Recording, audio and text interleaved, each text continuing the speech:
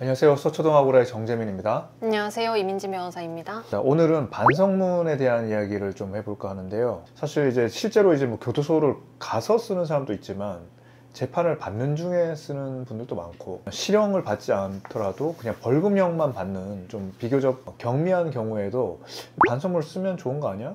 반성문 쓰라고 하던데 뭐 이런 이야기 많이 들으시거든요. 이런 걸 쓰면 진짜 효과가 있나? 또 어떻게 써야 되지? 뭐 이런 궁금증이 있을 텐데 오늘 그에 대해서 속 시원하게 한번 이야기를 해보도록 하겠습니다. 반성문 쓰면 감형된다는 이야기 많이 들어보셨나요? 그러니까 많이 물어보시더라고요. 반성문 쓰면 감형되나요? 많이 쓸수록 좋나요? 어떻게 써야 되나요? 근데 이런 거 엄청 물어보시더라고요. 근데 그런 얘기가 좀 도나 봐요. 사람들 사이에서. 몇 번 쓰면 되나요? 뭐 이렇게 일주일에 2번 쓰면 되나요? 맞아요, 3번 쓰면 맞아요. 되나요? 매주 내면 되나요? 왜 이렇게 물어보시더라고요. 근데 그게 진짜 감형에 도움이 되나요? 그 반성문 뭐 50번 쓰면 어떻게 되고 100번 쓰면 어떻게 된다 뭐 이런 이야기들도 진짜로 하잖아요. 우리가 지금 맞아요, 의뢰인들 맞아요. 교도소 접견 가서 상담하고 하면은 진짜 그렇게 믿고 계신 분들도 있는데 결론적으로 말해서 사실 그런 말들은 거의 오해죠. 제가 판사 시절을 생각해 보면은 반성문을 많이 썼다고 감형을 해주는 거는 거의 없었어요.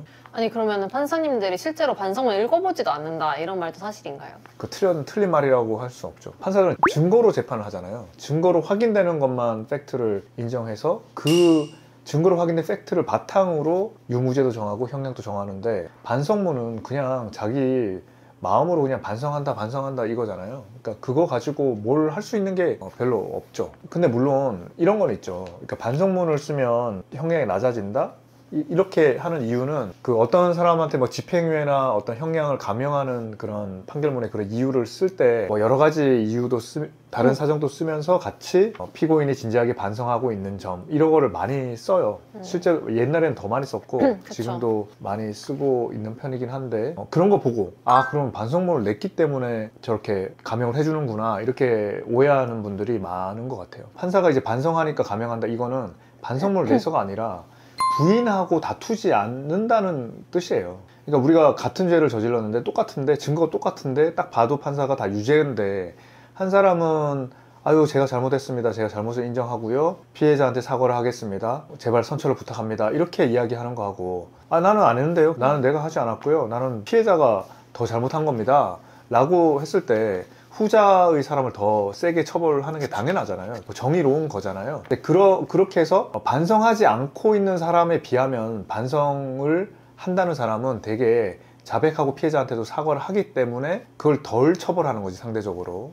반성문을 냈기 때문에 감형을 해주는 건 아닌 거죠. 그리고 과거에 반성을 한 점 이렇게 해서 형을 가볍게 처벌했던 거는 오로지 반성 때문만은 아니었을 거예요. 예를 들면 피해자에게 배상금을 지급하고 또 피해자와 합의를 했다거나 또 아니면 뭐 다른 사정들이 있어요. 뭐 너무 요즘은 좀 덜하지만 옛날에는 이제 나이가 많이 어리면 아직 철이 없어서 그런가 보다 좀 더 기회를 주어야 되겠다라는 생각에 조금 더 선처를 할 때가 있었는데 되게 그 사람들도 다 자백을 한단 말이에요. 자백을 하고 반성을 하니까 반성도 하는 점을 하나 더 써줬던 거죠. 부수적으로 그냥. 그러니까 약간 말뿐이 아니라 객관적인 것들이 있을 때 그렇게 한 줄 정도 더 넣어준 거네요. 그렇죠. 다른 사정들이 있을 때 이렇게 나쁜 짓을 했지만 이런 사정들을 비추어서 조금 선처해 준다. 이렇게 할 때 되게 한 줄 더 넣었던 거죠. 근데 이제 2007년 이후부터는 우리가 양형 기준표를 쓰고 있거든요. 네. 판사들이.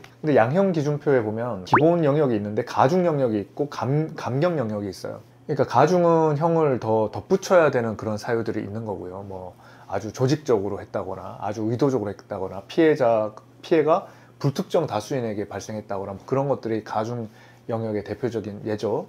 근데 반대로 감경 영역에는 여러 가지가 있지만 피해자와 합의한 거 뭐도 있지만 진지한 반성 이게 있었어요. 근데 이제 감경 영역을 어떻게든 하나 일단 몇 개가 해당되느냐가 되게 중요하단 말이에요. 그래서 거기에 해당하기 위해서는 그러니까 진지한 반성이라고 말하는 게 반성문을 열심히 쓰는 거가 대표적인 방법이었단 말이에요. 그래서 이제 양형 기준표가 작동하기 시작한 2007년 이후로는 그 반성문을 쓴다는 거는 바로 그 양형 기준표에서 감경 영역에 진지한 반성이라는 그 캐티고리에 포함되려고 했던 게 있었던 거죠. 근데 이제 최근에 성범죄 사건 관련 통계를 이제 보면 진지한 반성을 인정받아서 감형된 사례가 2020년에는 전체 31.6%, 2021년에는 27.3%였는데 2022년에는 1년 사이에 갑자기 4.1%로 확 줄었다고 하더라고요. 이거는 왜 그런 건가요? 그러니까 이제 이거는 그 2022년에 우리가 양형 기준표에서 우리가 진지한 반성이라고 할 때 그 성범죄의 경우에는 훨씬 더 엄격하게 봐야 된다고 양형 기준 위원회가 그렇게 가이드라인을 제시를 해줬거든요. 예를 들면 그냥 반성문만 써서는 안 되고 피해자한테 배상금을 주든지 해서 보상을 하거나 아니면 예를 들면 불법 촬영물 같은 거를 막 삭제한다든지 하는 그런 말만이 아닌 뭔가 행동으로 가시적인 피해를 좀 경감하는 조치를 같이 해야 그게 진정한 마음이 입증이 되는 거지. 그냥 말만 입으로만 떠들면 안 된다는 거죠. 이제 그런 거를 명시 딱 하니까. 그리고 또 반성문만 쓰면 감형된다는 말이 많이 퍼지고 그거에 대한 비판이 상당히 많이 또 제기됐잖아요. 각종 범죄 프로에서도 그런 비판들이 많이 일고 하니까 그 여론을 받아들여서 대법원 양형위원회가 양형 기준표의 진지한 반성문을 함부로 인정하지 마라.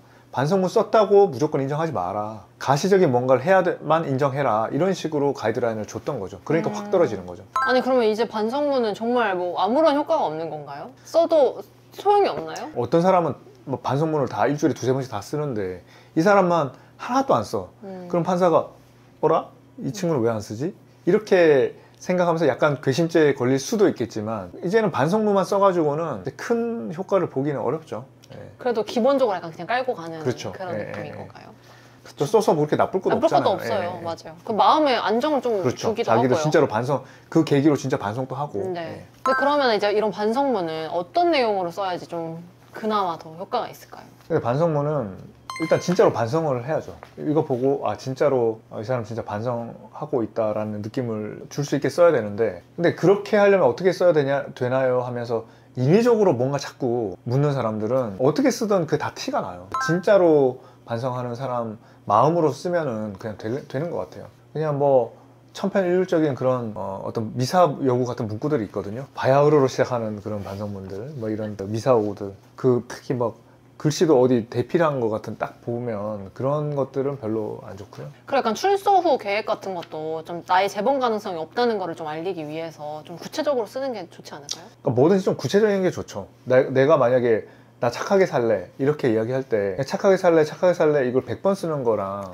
우리 동네 나가서 뭐 어떻게 하겠습니다. 나는 4시부터 5시까지 항상 그 사람을 돕겠습니다. 이렇게 쓰면 훨씬 더 좀 구체적이잖아요. 이제 실행 계획이 좀 있어야 되고 그것도 말만 그렇게 떠들고는 자기 안 해도 그만이잖아요. 근데 되게 좀 정황 조건을 좀 이야기하면서 내가 꼭 할 수밖에 없다. 이 객관적 여건상으로도 나는 이런 일을 할 수 있고 할 여건이 된다. 이런 것들을 잘 제시를 해주면 좋죠. 반성문 제일 중요한 거는요. 자기가 반성하고 있다는 거는 그거는 사실 못 믿어요. 그거는 행동으로 보여지는 거잖아요. 그러니까 전과가 한 20범 있고 10범 있는데 난 진짜 반성한다 그러면 그거 안 믿거든요. 근데 그거보다는 차라리 피해자한테 미안하다는 말을 진심을 담아서 쓰는 게 훨씬 좋은 것 같아요. 피해자한테 미안하다는 말 또 하나도 없이 난 반성한다 그러면 나가서 뭐 이것도 열심히 하고 저것도 열심히 하고 한다 그러면 그 말 좀 신뢰성이 떨어지죠. 네. 아니 근데 이런 반성문도 대필이 있다고 해요.